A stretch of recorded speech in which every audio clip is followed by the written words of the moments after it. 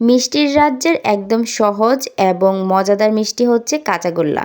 এই কাঁচাগোল্লাটা তৈরি হয়ে যায় যেমন তাড়াতাড়ি, খেতেও কিন্তু অনেক বেশি মজা।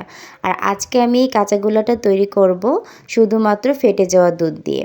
ফেটে যাওয়া দুধের ছানা দিয়ে যে এত মজার কাঁচাগোল্লা রেসিপি তৈরি হয়, এটা এই ভিডিও না দেখলে কখনোই বুঝতে পারবেন না। তো হ্যালো এভরিওয়ান, আসসালামু আলাইকুম।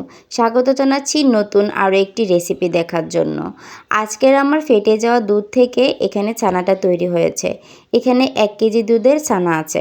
তো আমার দুধটা যেদিন ফেটে গিয়েছিল সেই দিন কিন্তু আমি এই মিষ্টিটা তৈরি করছি না, তৈরি করছি আর 1 সপ্তাহ পরে। আর এই ছানাটাকে আমি ডিপ ফ্রিজে সংরক্ষণ করে রেখেছিলাম। 1 সপ্তাহ পর ডিপ ফ্রিজ থেকে নামিয়ে নর্মাল করে নিয়েছি। তারপর এভাবে হাত দিয়ে খুব ভালোভাবে ছানাটাকে মসৃণ করে নিচ্ছি।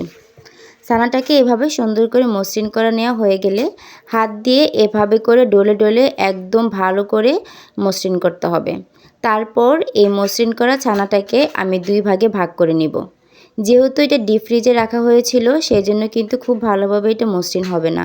এই যে দেখতেই পাচ্ছেন এরকম একটু দানা দানা থাকবে। তারপর আমি এটাকে 2 ভাগে ভাগ করে নিব। 1 ভাগ আমি উপরে তুলে রেখে দিব একটা প্লেটে, আর অন্য ভাগটাতে আমি কিছু উপকরণ মিশাবো। এখানে আমি দিয়ে দিব হচ্ছে চিনি। আর আপনারা চাইলে কিন্তু এখানে এলাচের গুঁড়া অথবা জয়িত্রীর গুঁড়া দিতে পারেন। এতে করে এই মিষ্টির ফ্লেভারটা কিন্তু অনেক বেশি ভালো আসবে। আমার হাতের কাছে এলাচের গুঁড়া বা জয়িত্রীর গুঁড়া ছিল না, সেজন্য আমি স্কিপ করছি। তো এখানে আমি 1.5 টেবিল চামচের মতো চিনি দিয়েছি। চিনিটা অবশ্যই যার যার স্বাদ অনুযায়ী দিতে হবে। যে যেমন চিনি খেতে পছন্দ করেন সেই অনুযায়ী দিয়ে নেবেন। কাঁচাগোল্লাতে কিন্তু মিষ্টির পরিমাণটা কমই থাকে, সেজন্য এখানে আমি 1.5 টেবিল চামচ পরিমাণ দিয়েছি। এবার চিনিটাকে ছানার সঙ্গে খুব ভালোভাবে মিশিয়ে আমি এক সাইডে রেখে দিব। তারপর চুলায় একটা কড়াই বসিয়ে দিয়েছি। আপনারা এই কাজটা ফ্রাই প্যানে করবেন, এতে করে খুব সহজে ফ্রাই প্যানের গা থেকে উঠে আসবে। আর আমি এখানে কড়াই বসিয়েছি। কড়াইতে বসানোর পরে এভাবে করে হালকা হাতে নেড়ে দিচ্ছি।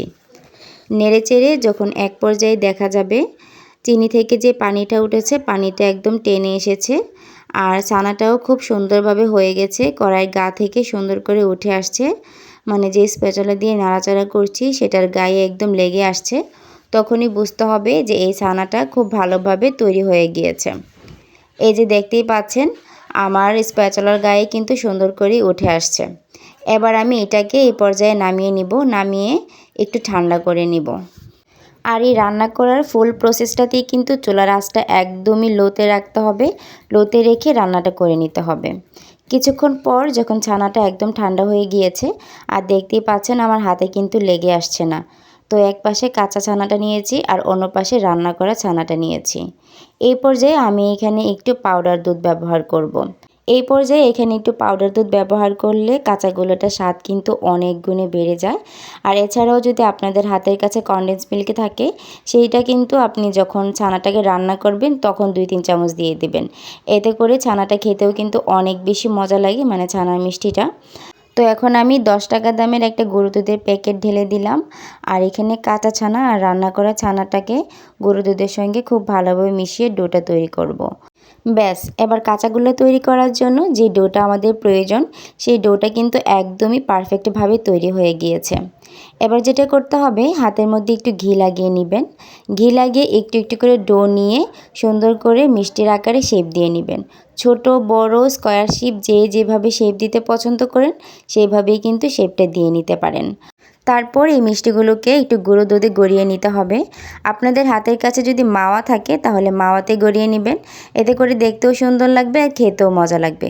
এই যে দেখতেই পাচ্ছেন আমার কিন্তু একটা মিষ্টি অলরেডি তৈরি হয়ে গিয়েছে।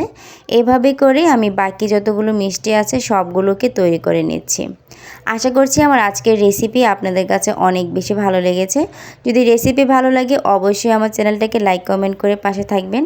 আর যদি আমার ভিডিও প্রত্যেকদিন দেখতে চান তাহলে অবশ্যই আমার চ্যানেলটাকে সাবস্ক্রাইব করে যাবেন। আর দেখতেই পাচ্ছেন মিষ্টিগুলো কিন্তু খুব সুন্দরভাবে তৈরি হয়ে গিয়েছে। এবার একটা মিষ্টি আমি আপনাদেরকে কেটেও দেখিয়ে দিচ্ছি। এই যে দেখতেই পাচ্ছেন কতটা পারফেক্টভাবে তৈরি হয়ে গিয়েছে।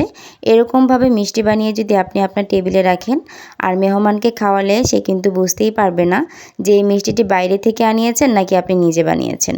তো আজকের মতো এই পর্যন্তই। আল্লাহ হাফিজ।